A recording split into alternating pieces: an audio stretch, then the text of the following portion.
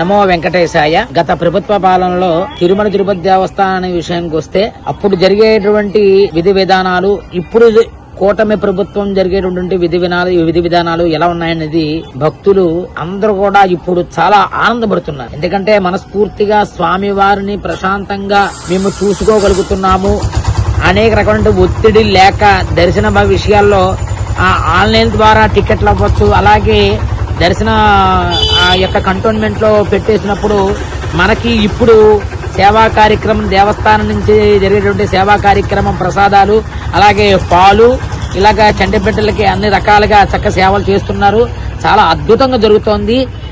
లడ్డూ నాణ్యత విషయంలోకి వస్తే గతంలో ఇలా కొవ్వు పదార్థాలు కలిసినాయని చెప్పిన సిట్టు వేయటం, దాని మీద రకరకాల విచారణ జరగడం, జనాలకి దాని మీద నమ్మకం పోయేలాగా గత ప్రభుత్వం చేసింది. స్వామివారు ఊరుకోరు కదండి. మరి స్వామివారి మహాప్రసాదం, ఆ లడ్డూ ప్రసాదం అంటే కోట్లాది ప్రపంచమంతా కూడా ఆ ప్రసాదాన్ని కళ్ళగొద్దుకుని స్వామివారి ప్రసాదాన్ని స్వీకరిస్తారు. అటువంటి ప్రసాదానికి గత ప్రభుత్వంలో దాని మీద నిందలు వేసి దాని వ్యవస్థని పాడు చేసేసి అనేక డబ్బుల కోసం కక్కుర్తిపడి ప్రసాదాన్ని అపవిత్రం చేసేశారు.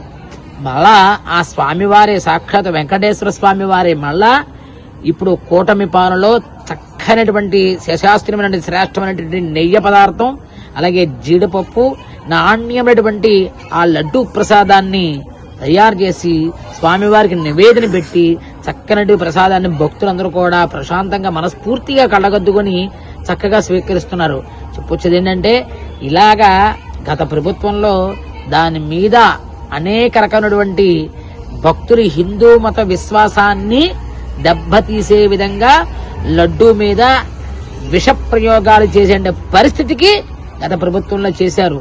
మళ్ళా స్వామివారి మహత్యం వల్ల సాక్షాత్తు ఆ వెంకటేశ్వర స్వామి వారే ఈ కూటమి పాలనకి అవకాశం ఇచ్చి ఇప్పుడు చక్కగా నిన్నగాక మొన్న ఆ రథసప్తమి నాడు మరి 3 లక్షల మంది భక్తుల దర్శనం. ప్రతి ఒక్కరు కూడా ఆనందంగా అబ్బా చాలా చక్కగా జరిగింది, సేవా కార్యక్రమాలు అవ్వచ్చు, అన్నీ అవ్వచ్చు అని చెప్పని వాళ్ళు హిందువులు, మన వాళ్ళందరూ హిందువులు కాక అందరూ వెళుతుంటారు. అందరూ వెళ్ళినా కూడా చాలా ఆనందం వ్యక్తపరిచారు. కాబట్టి లడ్డూ ప్రసాదాన్ని గతంలో కల్తీ చేసిన మాట నిజం.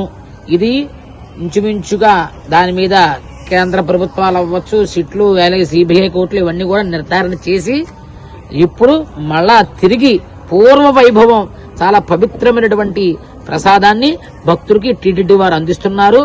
ఓం నమో వెంకటేశాయ.